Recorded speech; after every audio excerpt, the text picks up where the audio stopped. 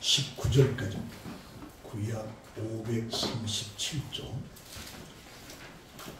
열왕기상 13장 11절에서 19절까지 봉독합니다.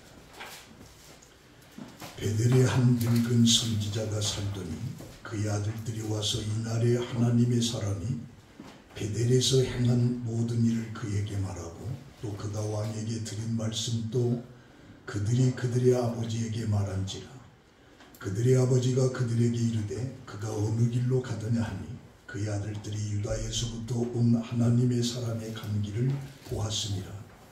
그가 그의 아들들에게 이르되 나를 위하여 나귀의 안장을 지우라. 그들이 나귀의 안장을 지우니 그가 타고 하나님의 사람을 뒤따라가서 상수리나무 아래에 앉은 것을 보고 이르되 그대가 유다에서 온 하나님의 사람이냐? 대답하되 그러하다. 그가 그 사람에게 이르되 나와 함께 집으로 가서 떡을 먹으라. 대답하되 나는 그대와 함께 돌아가지도 못하겠고 그대와 함께 들어가지도 못하겠으며 내가 이곳에서 그대와 함께 떡도 먹지 아니하고 물도 마시지 아니하리니 이는 여호와의 말씀이 내게 이르시기를 내가 거기서 떡도 먹지 말고 물도 마시지 말며 또 내가 오던 길로 되돌아가지도 말라 하셨음이로다. 그가 그 사람에게 이르되 나도 그대와 같은 선지자라. 천사가 여호와의 말씀으로 내게 이르기를 그를 내 집으로 데리고 돌아가서 그에게 떡을 먹이고 물을 마시게 하라 하였느니라 하니 이는 그 사람을 속임이라. 이에 그 사람이 그와 함께 돌아가서 그의 집에서 떡을 먹으며 물을 마시니라. 아멘.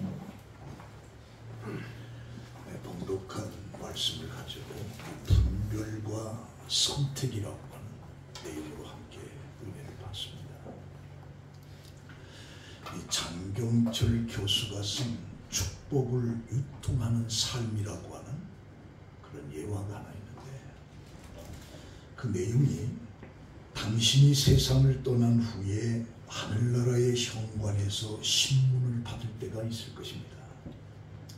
그때 천사장이 물을 텐데 당신은 죄인입니까? 아니면 의인입니까? 그때 죄인인 것 같다라고 대답하지 마세요. 그러면 천사장은 지체 없이 당신을 지옥으로 가시오. 죄인이 가는 곳은 지옥입니다 라고 말할 겁니다. 만일 당신 나는 의인입니다 라고 말한다면 천사장은 이렇게 질문을 할 것입니다. 그렇습니까? 그렇다면 그 증거를 대주십시오. 그때 당신은 어리석게도 당신의 일기장을 뒤적이면서 제가 옛날에 이런 착한 일을 한 적이 있습니다 라고 말하지 마세요. 당신보다 기억력이 탁월한 천사장은 당신이 잃어버린 추한 사실들을 한둘씩 끄집어낼 것이며 당신은 그 앞에서 부끄러움을 당할 것입니다. 아마 그는 당신이 했다고 주장하는 선행 뒤에 숨어있는 추한 동기도 끄집어낼 것입니다. 그때 당신은 당신의 행위가 아니라 골고다의 십자가를 가리켜야 합니다. 저는 죄를 많이 지었습니다. 그러나 나의 주님께서 골고다에서 십자가에 달리셔서 내 죄를 대속해 주셨습니다. 주님이 흘린 피로 인하여 저는 의인이 되었습니다. 그 놀라운 은혜로 인하여 하나님을 찬양합니다. 이렇게 고백할 때 천사장은 당신을 영접하면서 하늘나라로 인도할 것입니다 라고 하는 예화입니다. 오늘 이 본문은 하나님의 사람과 늙은 선지자의 사건입니다. 이 배경을 좀 이야기해보면 솔로몬이 죽으면서 그의 아들 르호보암과 여로보암과의 권력 다툼이 생기면서 나라가 둘로 쪼개집니다. 둘로 쪼개지면서 예루살렘을 중심으로 한 그 유다 지역에는 솔로몬의 아들 르호보암이 왕권을 가지고 다스리는 겁니다. 그리고 나머지 10지파를 중심으로 한 사마리아를 중심으로 해서 이제 여로보암이 그 땅을 지배하게 되는 겁니다. 근데 문제는 이스라엘 민족은 절기, 6월절이라든가 7절 같은 절기가 되면 예루살렘 성전에 올라가서 그들은 제사를 지내는 그게 하나님의 법이었습니다. 근데 그게 바로 예루살렘, 르호보암, 유다 지역에 있는 거예요. 그럼 나머지 10지파가 있는 사마리아를 중심으로 한 여로보암 왕은 마음에 근심이 생기는 거예요. 이들이 매월 절길 때마다 예루살렘에 가게 되면 그들이 나를 향한 마음이 변화되면서 나를 죽일 수 있을 것이다. 그러니 이들을 예루살렘으로 못 가게 해야 되겠다. 그래서 베델과 단이라는 곳에 성전을 짓고, 그리고 임의적으로 우상을 만들어 놓고, 그리고 임의적으로 제사장을 세워서 제사를 지내게끔 하고 예루살렘으로는 내려가지 말라라고 하는 명령이 주어졌을 겁니다.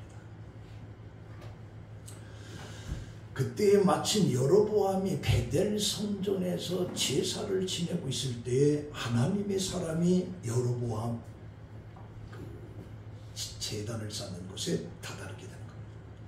그러면서 하는 얘기가 여호와의 말씀을 선포하는데, 제단아 여호와께서 말씀하시기를 다윗의 집에 요시아라 이름하는 아들을 낳으니 그가 내 위에 분향하는 산당 제사장을 내 위에서 제물로 바칠 것이고 또 사람의 뼈를 내 위에서 사르리라 하셨느니라 라고 하는 말을 하나님의 사람이 선포하는 거예요. 그래서 베델의 성전의 제단에게 잔을 쌓던 그 여로보암 왕이 손을 뻗쳐서 저놈을 잡으라. 저놈을 잡으라고 하는 그 순간에 손이 말라버리고 손이 움직이지를 않는 거예요. 그래서 왕이 하나님의 사람에게 나를 위하여 하나님께 은혜를 구해서 내 손을 다시 옛날처럼 성하게 만들어 달라. 그래서 하나님의 사람이 여호와께 은혜를 구하니 왕의 손이 다시 성하도록 전과 같이 되리라. 그때 여로보암은 이 사람은 정말 하나님의 사람이구나라는 걸 깨닫게 돼요. 그래서 나와 함께 집에 가서 쉬라. 내가 너에게 예물을 주겠다. 그때 하나님의 사람이 왕께 대답하여 왕께서 왕의 집 절반을 내게 준다 할지라도 나는 왕과 함께 들어가지도 않고 이곳에서 떡도 먹지 아니하고 물도 마시지 아니하니 이는 여호와께서 내게 명령하시기를 너는 떡도 먹지 말고 물도 마시지 말고 왔던 길로 돌아가지도 말라. 다른 길로 가라라고 하는 말씀이 있기 때문에 나는 왔던 길 말고 다른 길로 돌아가야 됩니다 하고 왕의 모든 것을 뿌리치고 가는 거예요. 이걸 보면서 이 선지자가 보인 믿음은 참으로 훌륭한 사람의 모습이었습니다. 여로보암과 함께 가기를 청하였으나 거절하는 그 하나님의 사람을 보면서 야, 믿음이 대단하구나. 왕이 가자고 하는데 예물을 준다고 하는데도 거절하는. 사실 하나님의 사람이 나라가 분열돼서 북왕국 베델에 와서 하나님의 말씀을 선포한다라고 하는 그 사실 자체도 용기가 없으면 할 수 없는 거예요. 그는 하나님의 말씀을 하라는 대로 그대로 순종해서 떡도 먹지 않고 물도 마시지 않고 오던 길로 가지 아니하고 유다로 내려가는 이 하나님의 사람을 볼 때 참 믿음이 좋은 사람이구나. 순종하는 사람이구나.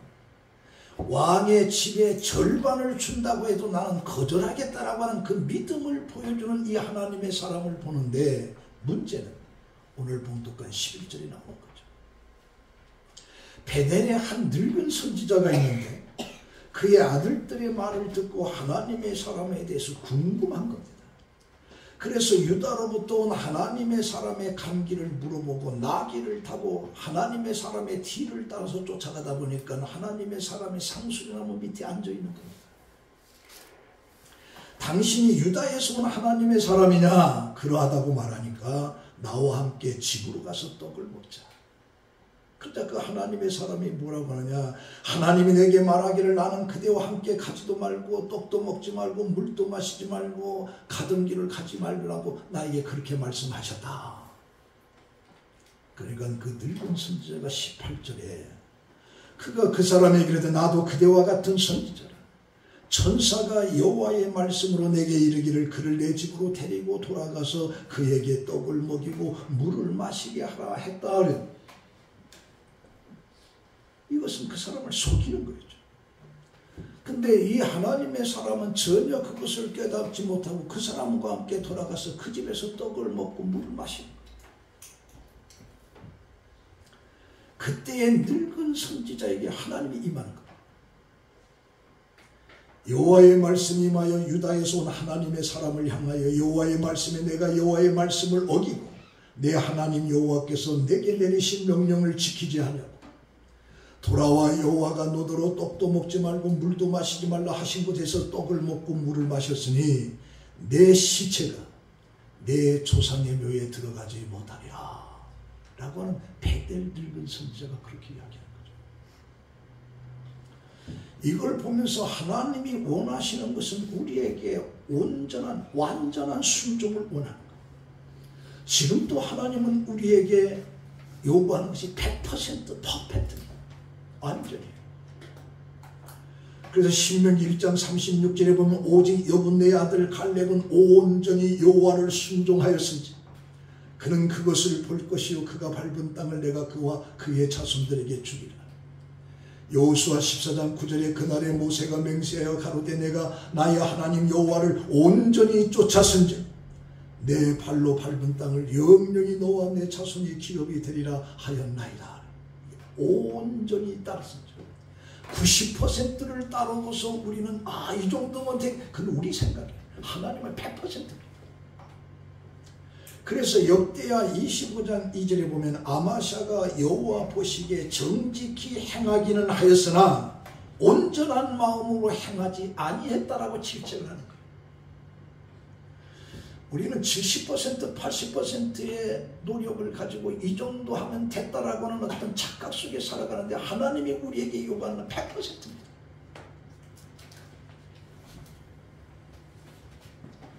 그래서 결국에 늙은 선지자는 24절에 보니까 그 사람이 가다가 길에서 사자를 만나게 되고 사자가 그를 죽여버려요.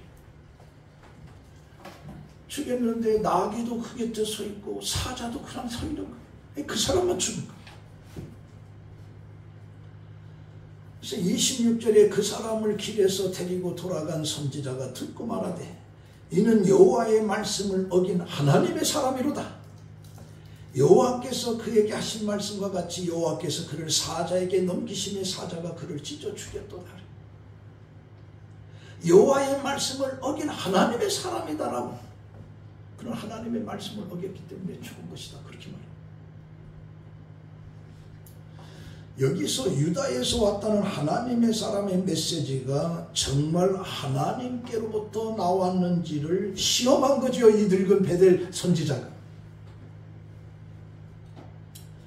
그리고 유다에서 온 하나님의 사람은 늙은 선지자에게 속아서 하나님의 말씀을 100% 순종하지 못해서 실패한 거예요. 여로보암 앞에서는 철저하게 지켰어요. 나는 떡도 먹지 않고 물도 먹지 않고 나는 왔던 길로 되돌아가지도 않겠다라면서 그냥 떠난 거죠. 근데 늙은 선지자에게 속아서 결국에 하나님의 말씀을 어기게 된 거예요. 그러고 나서는 이 늙은 선지자는 유다에서 온 선지자가 불순종으로 말미암아 하나님의 심판을 받았다라고 하는 이 사실을 통해서 이 사람은 하나님이 보낸 선지자구나. 그 늙은 베델 선지자가 그걸 통해서 알게 돼요. 그래서 32절에 그가 여호와의 말씀으로 베델에 있는 제단을 향하여 또 사마리아 성읍들에 있는 모든 산당을 하여 외쳐 말한 것이 반드시 이룰 것이다. 그 하나님의 사람이 말했던 것이 분명히 이루어질 것이다 라고 하는 것을 확신하는 거죠. 사실 이게 열왕기하 23장 15절 16절에 보면 그 예언이 그대로 성취됩니다. 요시야 왕에 의해서 이 일이 하나님의 사람에게 전하였더니 그 전한 여호와의 말씀대로 되었더라. 그래서 그때 이 요시야에 의해서 죽었던 자들의 무덤까지 파서 거기 상당히 더러운 데다 전부 다 불러 태우는 역사가 23장에 그대로 성취돼서 나옵니다. 그러고 나서 늙은 선지자가 30절에 곧 그의 시체를 자기의 묘실에 두고 오라 내 형제여 하며 그를 위하여 슬피우니라. 왜 이 늙은 선지자는 슬퍼하면서 통곡했는가? 베델의 한 늙은 선지자는 여로보암 왕에게 선포했다는 경고의 메시지를 듣고서 이 늙은 베델 선지자 그게 정말 진정한 하나님의 예언일까 확인한 거예요. 확인해서 그를 찾은 거죠. 그러고 나서 이 늙은 선지자가 그 선지자의 죽음이 이 사람은 정말 하나님의 사람이었구나라고 하는 것을 인정을 하면서 우는 것이고, 더 나아가서는 그 심판의 메시지가 이루어질 것을 생각하면서 이 늙은 베델 선지자가 울었던 겁니다. 이걸 보면서 오늘 우리들은 에덴 동산의 아담과 하와를 한번 생각해 봅니다. 이 선악과 나무에 미혹이 돼서 아담과 하와는 비극적인 것으로 끝나게 되는데, 아담과 하와는 전혀 죄가 없는 인간입니다.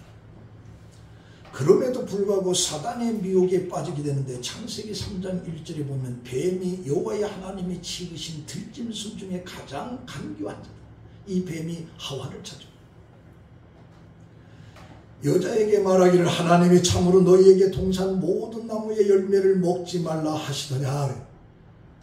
그러자 여자가 뱀에게 말하기를 동산 나무의 열매는 우리가 먹을 수 있으나 동산 중앙에 있는 나무의 열매는 하나님이 먹지도 말고 만지도 말라 너희가 죽을까 하노라.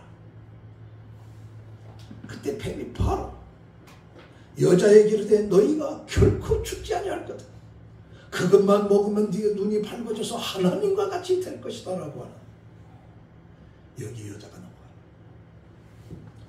그래서 그 말을 듣고서 선악과 나무를 쳐다보니까 먹음직도 하고 보함직도 하고 지혜롭게 할 만큼 탐스럽게 한 나무인지라 보면 볼수록 먹음직하고, 그래서 그걸 다 먹어.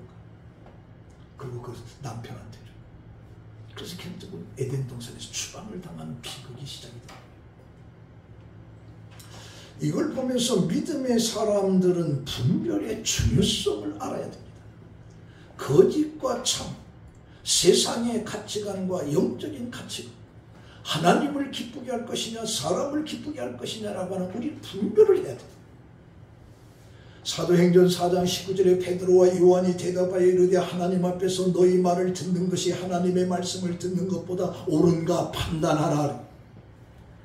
우리는 판단을 해요. 분별을 해요. 그리고 선택을 해요.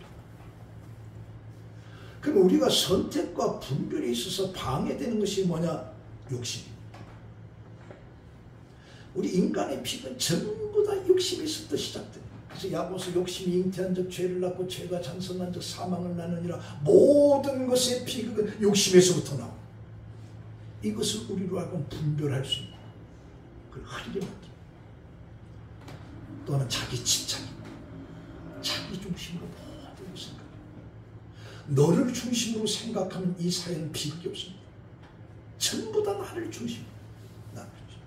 부부지간도 자기 중심. 자식들에도 자기 중심. 여기서도 문제가 생겨요. 그리고 근시안적인 삶. 멀리를 쳐다보지 못하고 가까운 것만 쳐다보는. 이 사단이 오늘 예수 믿는 사람들에게 죄를 지게끔 하려고 유혹하려고 접근할 때 사용하는 방법이 있는데, 그 대표적인 것이 4가지입니다. 그 4가지가 우리가 상상할 수 없는 성경의 훌륭한 그 인물들을 드러내서 우리를 시험하는 거예요. 그게 바로 다윗과 모세, 베드로, 사울입니다.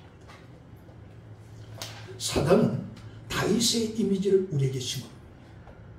다윗은 범죄했지만 회개한 다음에 훌륭한 왕이 되지 않았느냐? 그러니 그냥 죄 져도 괜찮아. 그리고 어느 때 가서 회개하면 되는 거야. 이런 생각을 다윗에게 심어. 모세입니다. 모세는 위대한 하나님의 사람이지만 그에게는 혈기가 있었다. 모세를 봐라. 그는 사람을 쳐 죽이다. 십계명의 돌판을 깨뜨리다. 반성을 딱딱 치기도 혈기 많은 사람이다. 그런데도 위대한 사람이지 않느냐? 그러니 혈기 정도 부린 건 괜찮아. 이게 마귀가 우리에게 줘요. 또 하나는 베드로의 이미지입니다. 베드로를 보아라. 그는 예수님이 기도하실 때도 겟세마네 동산에 잠만 잤다. 예수를 3번이나 부른다고 했다. 그런데 그가 성령 받았고 엄청난 일을 하지 않았느냐? 그러니 잠을 당신이 잘 때는 안 참아. 내가 되면 괜찮을 거야. 이런 주의. 마지막으로는 바울을 들어서 얘기하는데 바울의 메시지는 들어봐라. 오직 믿음으로 구원을 얻는다고 하냐. 그니 믿음으로 우리는 구원을 받았다. 그러니 무슨 짓을 해도 상관 이미 우리는 구원 받았어. 이런 것들로 마귀가 우리를 시험하고. 그러니 너희는 구원받은 걸로 예정되었으니까 걱정 마라. 천국은 다 너희 거야 라고 하는 유혹으로 우리를 들어온다. 이런 것들을 우리는 분별을 해야 된다. 분별하지 못하면 70%, 80%, 90%까지 신앙생활을 열심히 했지만 그 10%가 나를 멸망으로 끌고 갈 수가 있다.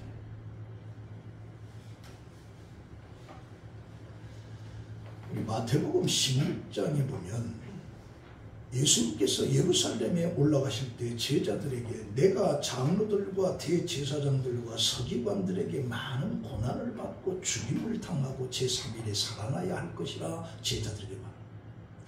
그때 베드로가 예수님을 붙잡고 주여 그리하지 마옵소서 이 일이 결코 주께 미치지 아니하리다. 그러자 예수님께서 베드로를 향해서 사탄아 내 뒤로 물러가라. 너는 나를 넘어지게 하는 자로다. 하나님의 일을 생각하지 않냐고 도리어 사람의 일을 생각하는도다. 여기에 베드로의 착각이 뭐였냐. 우리 사람이라고 하는 것은 듣고 싶고 못 듣는 거예요. 내가 대제사장과 서기관들에게 많은 고난을 받고 죽임을 당할 것이다. 그 죽는다는 것만 생각한 거야. 3일 후에 다시 살아날 것이라고 하는 말을 안 들었어. 안 들었어. 오늘 우리들의 문제들 듣고 싶은 것만 듣는 거야. 그래서 문제가 생겨. 그래서 베드로의 분별하지 못하는 것에 예수님은 정확하게 끄집어서 얘기해요. 사탄아 물러가라. 너는 나를 넘어지게 하는 자로다. 하나님의 일을 생각하지 않고 오히려 사람의 일을 생각하는 정확하게 분별하는 거죠. 베드로를 깨닫게끔 하는 거예요. 그래서 오늘 우리들도 듣고 싶은 것 같은 듣기 싫어 아예 안 들어. 예수님 십자가에 죽는다는 것만 생각하니까 절대로 그러지 마. 산다는 생각을 왜 안 했는지 모르겠어. 나도 그게 궁금해. 오늘 우리들의 모습. 그래서 에레미야 12장 6절에 내 형제와 아비의 집이라도 너를 속이면 내 뒤에서 크게 외치나니 그들이 내게 좋은 말을 할지라도 너는 믿지 말지니라. 아무리 좋은 말을 할지라도 믿지 말지니라. 우리 예수님이 마귀에게 공생의 시작전에 세례요한에게 세례를 받으시고 광야에서 40일 금식하면서 악한 마귀가 예수를 시험합니다. 그때 첫 번째 시험이 뭐냐. 내가 하나님의 아들이었던 이 돌들로 떡덩이가 되게 하라. 예수님은 돌 가지고 떡을 만드시고 40일 배고픔 속에 그 배고픔을 해결할 수 있는 능력을 가지고 있는 네가 하나님의 사람이다. 그래야 내가 하나님의 사람 증명해주고 싶은 모양이죠. 그러나 예수님께서는 그 분별 사람이 떡으로 사는 게 아니야. 하나님 입에서 나온 말씀으로 사는 것이야. 어찌면 이 식욕을 먼저 치우라라고 하는 이 배고픔을 해결하라고 하는 이 악한 마귀 이건 어찌면 우리 인간의 가장 기본적인 욕구입니다. 사흘을 굶으면 넘어가지 않을 사람이 없다. 단 도둑질 안 할 수 배고픈데. 근데 이런 것들을 통해서 지금 또 악한 것이 우리들에게 시험오는 게 그래. 그걸 우리는 분별해야 돼. 사람이 떡으로만 사는 게 아니야. 하나님 입에서 나오는 말씀으로 살아야 된다라고 하는 거죠. 우리 분별을 해줘야 돼.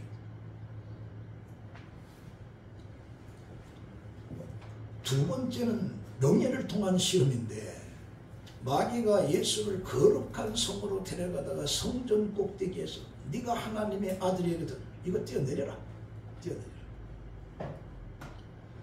그러다 예수님께서 주 너희 하나님을 시험하지 말라. 우리 인간을 파멸로 이끌어놓는 명예, 자존심. 이 명예와 자존심이 상하면 견디지 못하는 거예요. 견디지 못하는 거예요. 그래서 사탄은 하나님의 이름을 팔아서라도 명예를 얻으라. 명예를. 하나님을 짓밟아서 네 자존심을 세우라. 이게 악한 마귀의 유혹이라는 거죠. 그런데 예수님께서는 시험하지 말라. 정확하게 세 번째는 예수님을 높은 곳에 보내면서 부귀와 나에게 절만하면 이 부귀와 영화를 다 주겠다. 천하양복을 다 보여줘. 내게 엎드리기만 하는 거 다 주겠다. 그때 예수는 사탄을 불러가는 그래서 그걸 물리친 거죠. 그러면서 하나님만 경배하고 그만 섬기라. 교묘하게 파고 들어오는 이 사탄의 모든 유혹을 예수님께 정확하게 분별한 거예요. 그리고 제거해요. 그러자 마귀는 떠나고 천사들이 나와서 수종하니라. 그래서 예수님께서는 이 악한 마귀의 유혹을 말씀으로 물리치게 되는데 배가 고파서 견딜 수 없는 상황 속에서도 하나님의 말씀이 더 귀하다라고 하는 것을 강조하는 거죠. 내 명예, 자존심은 그렇게 중요한 것이 아니다. 그런 것들로 시험당하지 마라. 천하 만민을 다 주신다 할 때 사탄은 올라가는. 근데 인류의 조상 아담 하와는 그 선악과의 어떤 그 악한 마귀의 유혹 속에 그걸 쳐다보면 먹음직하고 부함직도 하고 탐스럽게 따먹고. 예수는 전혀 그렇지 않았다. 정확하게 분별해요. 정확하게. 칸트라고 하는 사람이 인간다움, 사람다움, 지도자다움 이것에 대해서 세 가지를 얘기합니다. 어떤 것이 인간다운 것이냐, 어떤 것이 사람다운 것이냐, 어떤 것이 리더자다운 것이냐. 첫째, 어떤 생각을 가지고 있느냐, 그리고 어떤 행동을 하느냐. 셋째는 어떤 소망을 가지고 있느냐. 그러니까 생각이 행동을 만들어내고 행동이 습관을 만들어내고 습관이 그 삶이 된다는 것이죠. 중요한 것이 뭐냐, 내가 어떤 생각을 가지고 살아가느냐, 이게 중요하다. 내가 지금 세상을 살아가는데 무슨 생각을 하고 살아가느냐, 이게 중요한 거다. 여기서 이제 다시 본론 들어가서 이 하나님의 사람의 문제가 뭐였느냐, 상수리나무 아래에 앉아 있었다는 것이 문제였어요. 그러나 그가 그곳에 머물러 있어야 할 땅이 아닌 거죠. 그 땅을 그냥 지나갔더라면, 힘들어도 그냥 지나갔더라면 이 늙은 베델 선지자를 만나지 않았을 것이고, 만나지 않았더라면 괜찮았어요. 근데 상수리나무에 앉아 있었다. 어쩌면 오늘 우리도 앉지 말아야 될 그 상수리나무 아래 앉아 있다라고 하는 것이 우리의 비극이 될 수가 있어요. 그렇기 때문에 그것이 아무리 달콤한 것일지라도 우리는 일어나야 되고, 그 자리가 아무리 이익이 될지라도 우리는 일어나야 되고, 그 자리가 재미가 있다 할지라도 일어나야 되고, 그 자리가 명예가 주어진다 할지라도 일어나야 되고, 욕심에서 우리는 일어나서 가야 되는 거예요.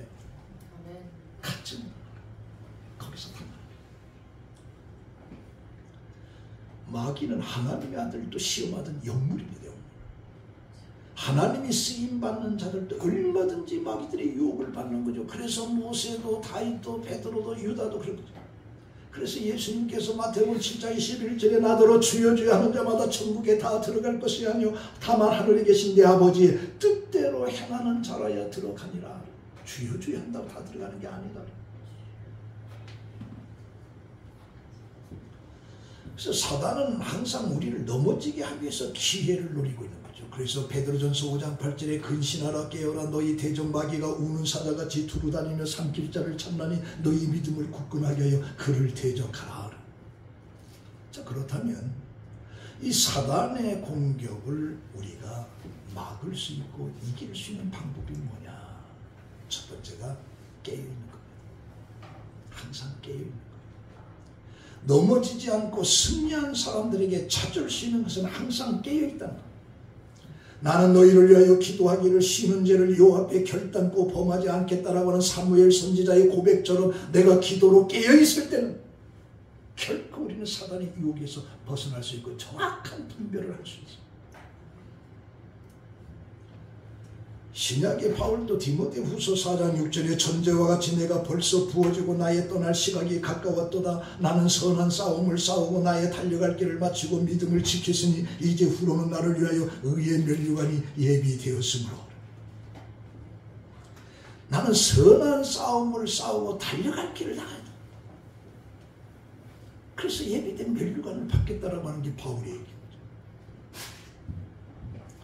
그래서 끝까지 깨어 있을 때 우리는 승리할 수 있어요. 그리고 깨어 있는 자에게는 사탄이 틈을 탈 수 없어요. 우리가 도둑맞는 것은 잠을 깊이 잤기 때문에 도둑맞는 거예요. 그 집을 비우기 때문에 도둑이에요. 내가 깨어 있을 때는 도둑이 들어올 수가 없어요. 그래서 마태복음 26장 41절에 시험에 들지 않도록 깨어 기도하라. 마음에는 원이로되 육신이 약하도다. 여기서 또 이루도 해주는 거예요.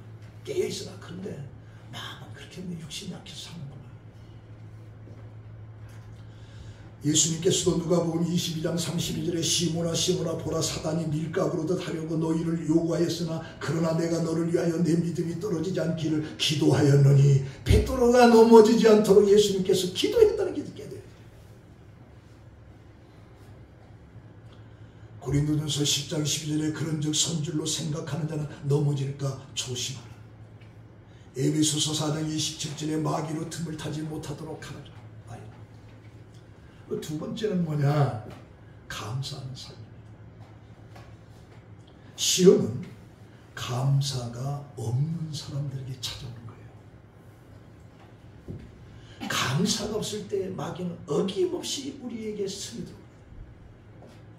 그래서 감사라고 하는 것은 시험을 이기는 것이고, 감사할 때 불평을 이기는 것이고, 감사할 때 절망을 이기는 것이고, 감사는 우리를 희망으로 평화의 세계로 끌고 가는 게 감사예요. 이 불평과 어둠과 근심 속에 악한 마귀가 들어오지만 그 불평과 어려움과 그 고난 속에서 내가 감사하게 되면 사탄이 들어올 틈이 없는 거예요. 20세기의 가장 위대한 여성 둘을 우리가 한번 생각해 보는데, 하나는 크로스비라고 하는 사람과 하나는 헬렌 켈러입니다. 이들의 공통점은 뭐냐? 두 사람이 다 장애자입니다. 이 크로스비는 출생한 지 6주 만에 시력을 잃고 주변 모든 사람들의 그녀를 불쌍하게 생각했습니다. 그러나 크로스비는 신앙으로 모든 난관을 극복했고 불행을 축복으로 바꿨어요. 그래서 이 크로스비는 잃어버린 시력 대신에 믿음의 영안이 떠서 그런 6,000곡의 신앙의 복음성을 만들어요. 6,000곡 크로스비. 그 대표적인 것이 바로 나의 갈 길 다 가도록. 나의 갈 길 다 가도록 예수 인도하시니 그의 사랑이 어찌 그리 큰지 말로 할 수 없도다. 성령 감화받은 영혼 하늘나라 갈 때 영영 부를 나의 찬송 예수 하셨네. 이게 크로스비예요. 얼마나 아름다운 찬송이에요. 그런데 6,000곡의 그의 노래가 거진 전부 다 감사의 찬송이에요. 감사의 찬송. 헬렌 켈러는 여러분들 잘 알다시피 삼중고를 하는 여인이죠. 볼 수도 없고 들을 수도 없고 말할 수 없는 그 삼중고의 장애를 겪으면서 살았던 것이 바로 헬렌 켈러인데, 그러나 그가 그렇게 됐던 것은 설리반의 피눈물 나는 교육, 그 가정교사의 피눈물 나는 그 희생이 헬렌 켈러를 만들었죠. 그래서 그는 대학을 졸업하고 박사 학위를 받고 많은 저서를 남겼는데 그녀의 글 역시 대부분의 감사에 대한 글이에요. 헬렌 켈러의 글이. 그런 장애자, 그런 고통 속에서도 그의 글, 거지만이 전부 다 감사해요. 그래서 말년에 어떤 기자가 그녀에게 물었습니다. 당신은 이런 육체적인 고통과 함께 한평생을 살아왔는데 혹시 하나님을 원망해 본 적이 없습니까? 라고 질문합니다. 그때 헬렌 켈러는 빙긋이 웃으면서 이렇게 말합니다. 제가 하나님께로부터 받은 은혜를 헤아리는 것만으로도 시간이 없고 하나님께 대한 감사하는 것만으로도 시간이 부족합니다. 그런데 어찌 원망할 시간이 있겠습니까? 저는 하나님께 감사하고 그 은혜를 기뻐하는 것만으로도 시간이 부족합니다. 라고 하는 게 헬렌 켈러. 이런 자에게는 악한 마귀가 틈을 탈 수가 없어요. 절망할 수밖에 없고 낙심할 수밖에 없는 속에서도 감사가 넘치는 그에게 마귀가 어떻게 하겠어요? 자, 결론을 말씀드립니다. 우리는 하나님의 사람을 생각해보고 어찌해서 늙은 선지자의 속임에 빠져서 비참하겠는가? 그런 믿음의 사람이요 용기 있는 사람입니다. 유혹도 물리치고 물질에도 마음을 비운 하나님의 사람이었습니다. 그런 그가 늙은 베델 선지자의 그 유혹 한마디에 그냥 넘어지고, 나도 그대와 같은 똑같은 선지자야.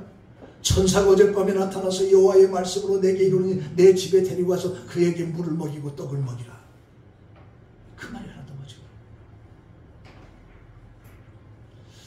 이걸 보면서 그 한 하나님의 사람보다 나는 그보다 더 낫은가?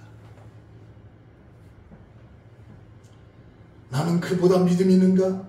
그보다 더 용기가 있는가? 그보다 더 담대함을 가지고 있는가? 그보다 더 헌신적인 섬김이 있는가? 하나님의 사람의 문제는 자신이 이미 받은 하나님의 말씀과 다른 말씀을 받았다고 주장하는 자를 대할 때 거기서 분별을 못한다. 그런 훌륭한 믿음의 사람입니다. 90%, 95%의 훌륭한 믿음의 사람이었는데 이 늙은 베델 선지자의 그 말 한마디를 분별을 못하는 거예요. 그래서 그 집에 가서 그래서 비참하게 사자에게 죽음을 당하는 거죠. 우리가 그 말 한마디에 속아 넘어간 그 선지자보다 내가 믿음이 더 좋은가? 나는 어떤가? 우리는 이 이야기를 깊이 생각하면서 모든 일에 냉정하게 분별하고 선택을 해야 돼요. 그러기 위해서는 우리는 깨어있어요.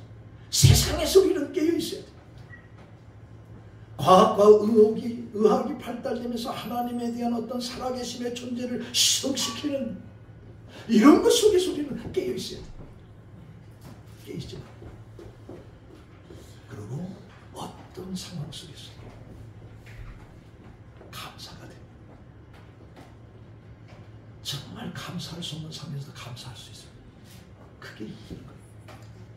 근데 우리는 거기서 함몰돼요. 절망이요, 좌절이요, 낙심이요, 나는 뭔가 이런 것들로 낙심이 되니까 사단이 들면서 분별하지 못하고 원망, 불평과 우리가 파괴되고 말이에요. 그래서 어떤 상황 속에서도 감사할 줄 알 때 우리는 승리할 수 있어요. 그래서 불평과 의심과 미움과 원망은 사단의 요소. 이런 것들을 통해서 사단은 우리를 유혹하게 되고 그런 유혹 속에 우리가 깨있지 않냐고 감사가 없을 때는 거기에 우리는 분별을 못하고 넘어지는 비극을 주죠. 여러분들의 삶은 항상 깨어있습니다. 감사할 수 없는 그런 상황 속에서 감사를 찾아서 감사하는 여러분들의 사람이 되기를 예수의 이름으로 축원합니다. 기도하겠습니다. 하나님, 이 말씀 앞에 우리를 겸손하게 하시고 이 말씀 앞에 하나님을 전적 의지하면서 하나님을 바라보면서 하나님이 주시는 힘을 가지고 깨어있으며 감사로 세상을 승리로 살아가는 우리 성도금 성도들이 되게 하여 주시옵소서. 예수님의 이름으로 기도합니다. 아멘. 찬송가 213장입니다.